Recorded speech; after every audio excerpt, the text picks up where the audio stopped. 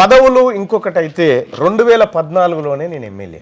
ఒకవేళ నాకు అది కావాలంటే కేసీఆర్ గారు ఆ రోజే ఇస్తా అని చెప్తే నాకు కావాల్సింది ఇది కాదు, వచ్చే రాజ్యం నా వల్లది కావాలి అని చెప్పిన.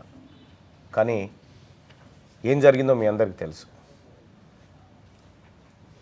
ఆలేరుకు ఎమ్మెల్యేగా నేనుండేటోని 2014 నుంచి.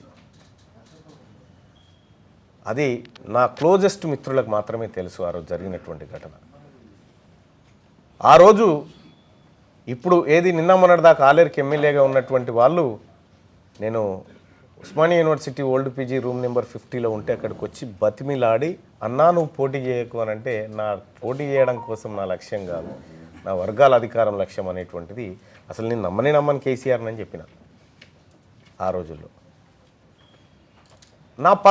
నా లక్ష్యం పదవులు కాదు. అప్పుడు మొన్నటిసారి 2021లో ఇండిపెండెంట్గా పోటీ చేసినప్పుడు మీరు మీ శక్తి వంచన కృషి చేసి నా కోట్లు సంపాదించి పెట్టారు. కానీ నేను తీరాన్ని చేరలేకపోయినా, తీరాన్ని చేరుంటే ఇలా సీన్ వేరే ఉండేది.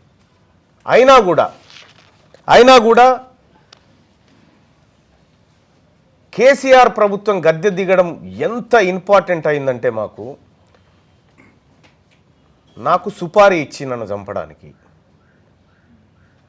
వాళ్ళు మెహదీపట్నం దగ్గర ఉంటుంది ఆ గ్యాంగు, ఒక సుపారీ ఇచ్చి తీన్మార్ మల్లన్నని భౌతికంగా ఖతం చేయాలి అనేటువంటి ఒక కుట్ర బనినప్పుడు, అతడు నన్ను భౌతికంగా ఖతం చేయాలంటే అతని దగ్గర పవర్ ఉండకూడదు. కాబట్టి అతని పవర్ను తొలగించడం కోసం నేను కొన్ని అంశాలను చూజ్ చేసుకోవాల్సినటువంటి అవసరం ఏర్పడ్డది. అంటే నేను సర్వైవ్ అయితే ఈ మూమెంట్ చేయగలుగుతా అనేటువంటి అంశంతో చాలా రకాల ప్రయత్నాలు చేసుకుంటూ వచ్చినాం.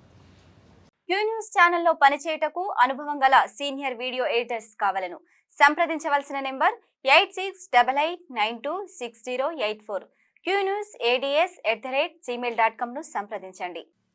లైక్ చేయండి.